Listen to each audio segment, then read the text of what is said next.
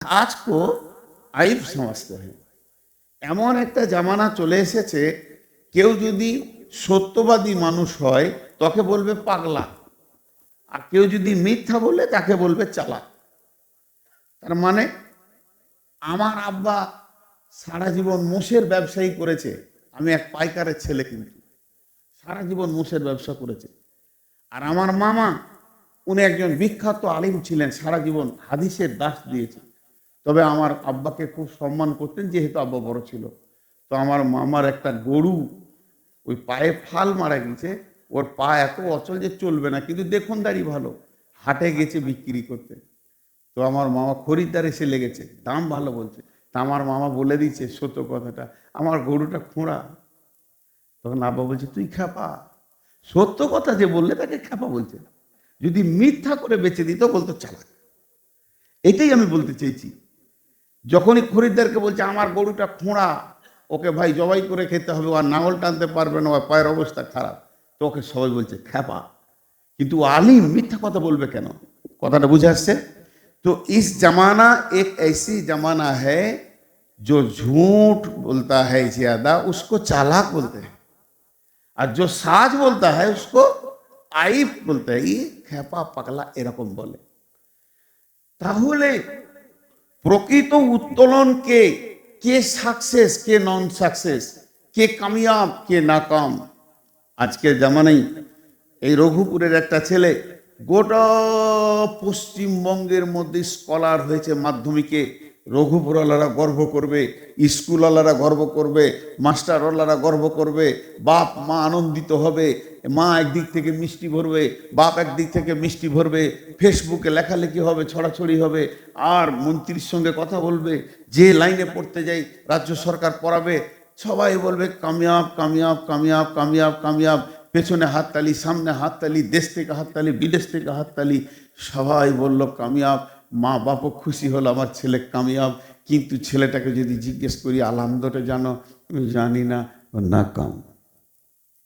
Doctor হলো, surgeon হলো, MBBS নয় এমডি করলো, এফআরসিএস করলো, সার্জারি শিখলো, আবার র্যাঙ্কে চলে গেল।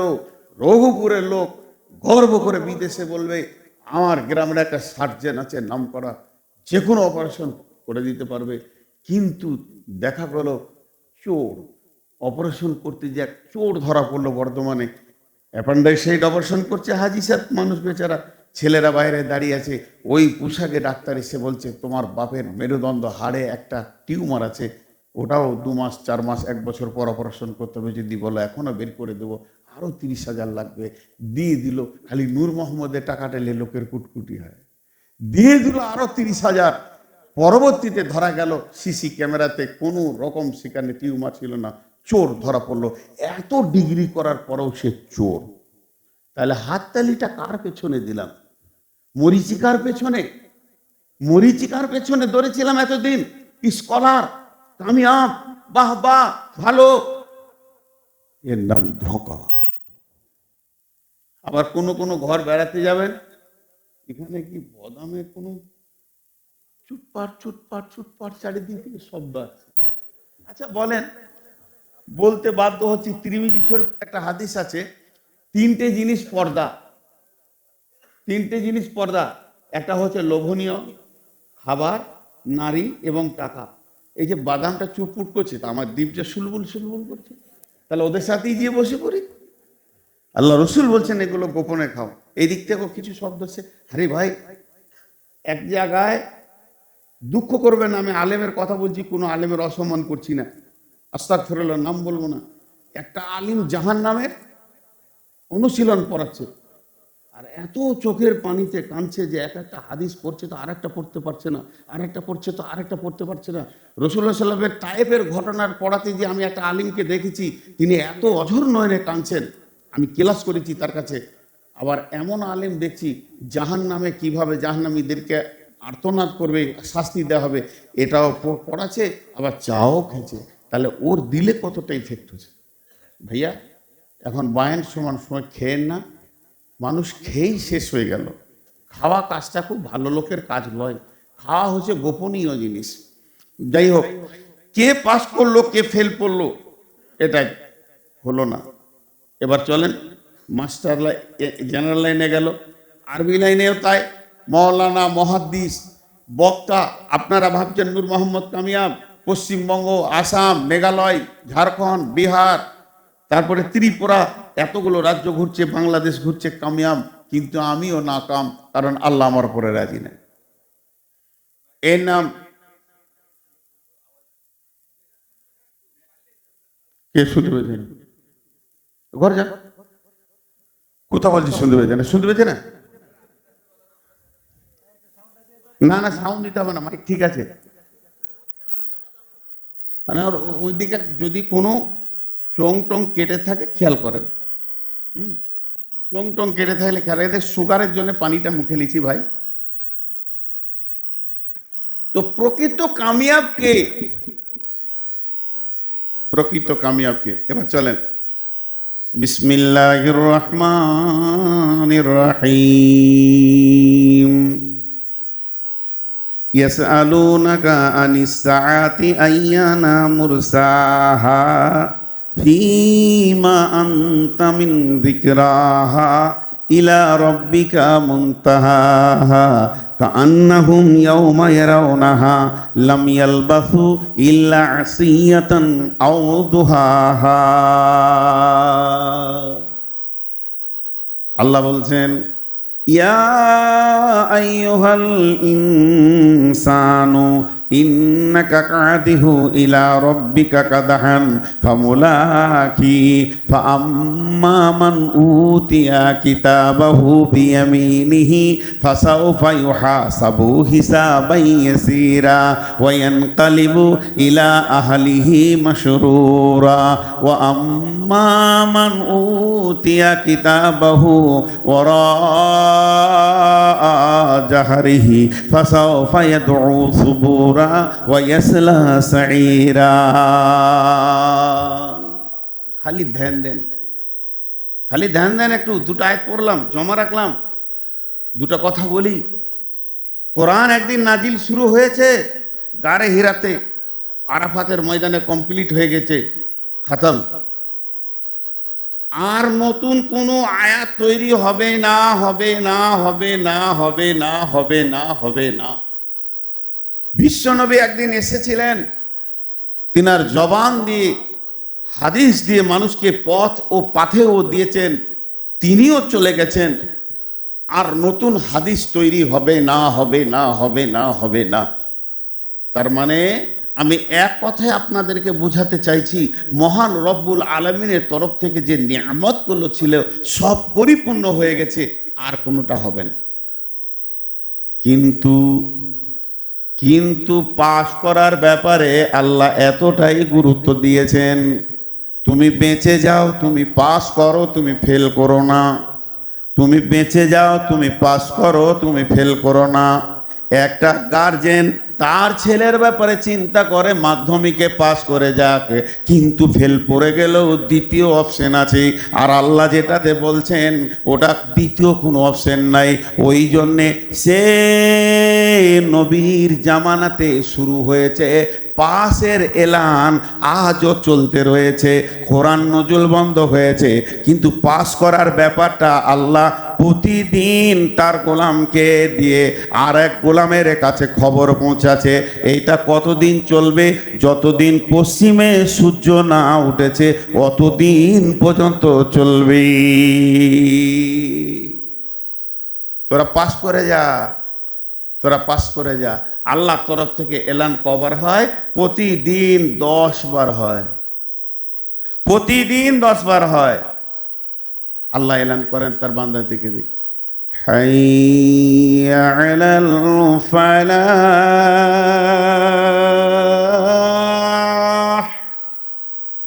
এটা বাংলায় বলছি, আয় তোরা আয়, যদি পাস করবি তো আয়, উত্তোলন হবে তো আয়, সাকসেস জীবন নিবি তো আয়। হাইয়া আলাল ফালাহ।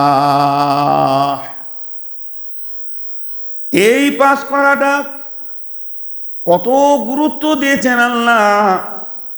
আল্লাহ একবার নয় দুবার নয় 11টি কসম করে গোলামকে বলছে, গোলাম তুই পাস হয়ে যা, খবরদার ফেল হোস না। আমার মতো মেহেরবান রব থাকতে যদি তুই ফেল পড়ে যাস, তোর মতো হতভাগা আর কেউ নাই। আল্লাহ 11 বার কসম খাচ্ছেন, বিসমিল্লাহির রহমানির রহিম, ওয়াশ-শামসি ওয়া দুহাহা, ওয়াল কামারি ইযা তালাহা, ওয়ান নাহারি ইযা দাল্লাহা, ওয়াল লাইলি ইযা ইয়াগশাহা, ওয়াস সামাই ওয়া মা বানাহা, ওয়াল আরদি ওয়া মা তুহাহা, ওয়া নাফসিন ওয়া মা সাওয়াহা, ফাআলহামাহা ফুজুরাহা ওয়া তাকওয়াহা। আল্লাহ আসমানের কসম খেলেন, তাজাল্লির কসম খেলেন, রাতের কসম খেলেন। আল্লাহ একটা নয়, দুইটা নয়, তিনটা নয়, পর পর 11টা কসম খেছেন। ছোট্ট মতো একটা কথা বলার জন্যে এতগুলো কসম খেলেন আল্লাহ। সেই কসমগুলো খেলেন শুধুমাত্র একটা কথা বলার জন্যে। সেই কথাটা হলো, قد أفلح من زكاها وقد خاب من دساها। পবিত্র যে থাকবে বেঁচে যাবে, নোংরা যে থাকবে ফেঁসে যাবে। ছোট্ট কথা বলার জন্য 11টা কসম। আমাকে এই কমিটির ছেলে একজন এসে বলছে, মৌলানা একটা মিষ্টি খান। আমি বললাম খাবো না, সুগার না খান। তুমি বললি খাবো নাকি? আমার সুগার অনেক, আমাদের এই মিষ্টিটা বিখ্যাত, খান। এবার কেমন জ্বালা লাগে বলো না? ও শেষকালে আমার হলারে ভরবি। তখন আমি রেগে গেছি, রেগে যখন বললাম আল্লাহর কসম খাবো না। যখন এই কথাটা বলে দিয়েছি আল্লাহর কসম খাবো না, লোকটি বুঝে নিল নিশ্চয়ই মৌলানা রেগে গেছেন, কসম করে নিয়েছে, আর মিষ্টি দেওয়া যাবে না। এখন এটা একবার কসম হলো। কিন্তু আমার বড় ভাই আমার পাশে বসে রয়েছেন, ওস্তাদ ভাজন, ওনাকে আমি ওস্তাদ মনে করি, আব্দুল কাদির সাহেব।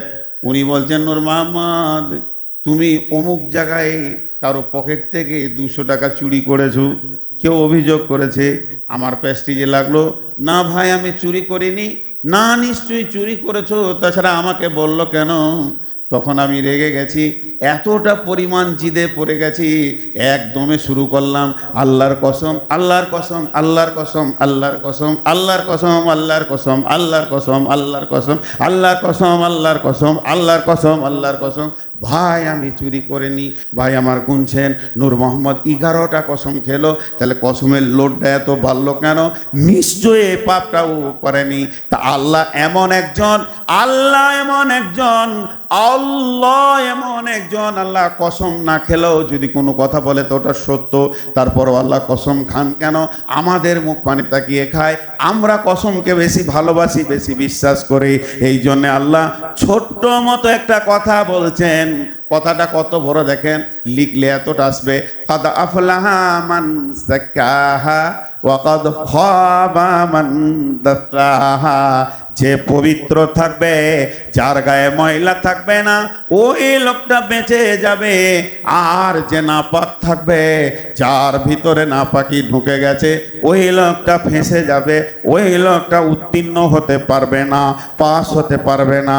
ভাইরা আমার, এই ছোট্ট কথাটা বলার জন্যে আল্লাহ 11টা কসম খেয়েছেন, ওয়াশ-শামসি ওয়া দুহাহা, ওয়াল কামারি ইযা তালাহা, ওয়ান নাহারি ইযা দাল্লাহা, ওয়াল লাইলি ইযা ইয়াগশাহা, ওয়াস সামাই ওয়া মা বানাহা, ওয়াল আরদি ওয়া মা তুহাহা, ওয়া নাফসিন ওয়া মা সাওয়াহা, ফাআলহামাহা ফুজুরাহা ওয়া তাকওয়াহা। 11টা কসম খেলেন। ওই কথাটা কি বলেন? যে পবিত্র, যার গায়ে ময়লা নাই, পরিষ্কার পরিচ্ছন্ন, ও কিয়ামতের মাঠে বেঁচে যাবে, পাস করে যাবে। যার গায়ে ময়লা থাকবে ও ফেঁসে যাবে। তাহলে আর জলসা নয়, জলসা এখান থেকে বন্ধ। আপনারা বাড়ি যান, গোসল শুরু করে দেন, সাবান নিয়ে যে যেখানে যার যেমন গোসলের ব্যবস্থা আছে, মাথা থেকে পা পর্যন্ত কুচলে কুচলে ময়লা তুলে ভালো পরিষ্কার কাপড় পরে এলেন, কিয়ামতে বেঁচে যাবে। ভাই এটা আল্লাহ বলেননি, আল্লাহ এটা বলেননি। মা রে বোন রে, আল্লাহ এটা বলেননি যে তুমি পবিত্র হয়ে যাও, পারফিউম মেখে লাও, তুমি কসমেটিক্স মেখে লাও, বেঁচে যাবি। তাহলে আল্লাহ কি বলতে চেয়েছেন? আম্মা জান আয়েশা বুখারী শরীফের হাদিস, আল্লাহর নবীকে বলছেন, ইয়া রাসূলুল্লাহ, ইয়া হাবিবাল্লাহ, আমাকে পবিত্র হওয়া শিখিয়ে দেন। ও দয়ার নবী গো, আমি আম্মা জান, আমি আয়েশা কেমন করে পবিত্র হব? আম্মা জান আয়েশা যখন প্রশ্ন করলেন, আল্লাহর নবী বলছেন, আয়েশা রে, সর্বপ্রথম তুমি রুজিকে পবিত্র করো। সব থেকে বড় পবিত্র হচ্ছে রুজিকে পবিত্র করা। আমার গায়ে যদি কুকুরের পেশাব লেগে যায়, এমনকি আমার গায়ে যদি শুকুরের পায়খানাও আপনি ছুঁড়ে দেন, আমি সাবান রেখেছে যাব, পাক হয়ে যাব। কিন্তু বন্ধুরে, যদি কোনো মানুষ একবার হারাম এই হলার দিয়ে ভরে দেয়, ওকে যদি 7টা সমুদ্রতে ডুবানো হয় আর পৃথিবীর সমস্ত সাবানগুলো শেষ হয়ে যায়, ওই লোকটা কোনোদিন পবিত্র হতে পারবে না। ওর পবিত্র একটাই জিনিস আছে, সেটা পানি নয়, সেটা সাবান নয়, সেটা সার্ফ নয়। ওই লোকটা তখনই পবিত্র হবে, সোনার ভিতর থেকে যেমন আগুন এসিড দিয়ে খাদ বার করা যায়, ওর পবিত্র জায়গা হলো আল্লাহর জাহান্নাম। জাহান্নামের আগুনে না যাওয়া পর্যন্ত ওই লোকটাকে পবিত্র ঘোষণা করা যাবে না। তাই আল্লাহ তাবারক ওয়া তাআলা বলছেন, তুমি পাক হয়ে যাও, বেঁচে যাবে। মানে তোমাকে যেন হারামে দেখতে না পায়, তোমাকে যেন সুদে দেখতে না পায়, তোমাকে যেন জুয়োতে দেখতে না পায়, তোমাকে যেন দাড়ি বাড়াতে না পায়, তোমাকে জর্দা গুল গোড়া খুব বিড়ি আপনার খৈনিতে যেন তোমাকে না পায়। সারা পৃথিবীতে যত হারাম আছে, মহিলারা তোমরা হারাম পুরুষের কাছে যাবে না। যার সঙ্গে তোমার বিয়ে যায় আছে, পর্দা হালাল আছে, তার সামনে যাবে না। হারামকে তুমি গ্রহণ করবে না। হে পুরুষের দল, তোমাকে যে মেয়েটা দেখা না যায় যাচ্ছে, ওইটাকে তুমি দেখবে না। এক কথায় নেগেটিভ থেকে বাঁচো, পজিটিভকে গ্রহণ করো। কিয়ামতের মাঠে বেঁচে যাবে, কাদ আফলাহা মান যাক্কাহা ওয়া কাদ খাবা মান দাসসাহা। আমি এখনো সূরা বাকারা ধরিনি, ওটা ধরলে তখন বুঝবেন যে কি বলেছে আল্লাহ। তুমি পবিত্র হয়ে বেঁচে যাবে। আবার আল্লাহ কসম খেয়েছে 4 বার, পবিত্র হচ্ছিস না কেন তোরা? এইটা বলতে চাইছি, তোরা কেন পবিত্র হচ্ছিস না? আমি 1 মিনিটের জন্য আল্লাহর আবেগটা প্রকাশ করছি আপনাদের কাছে।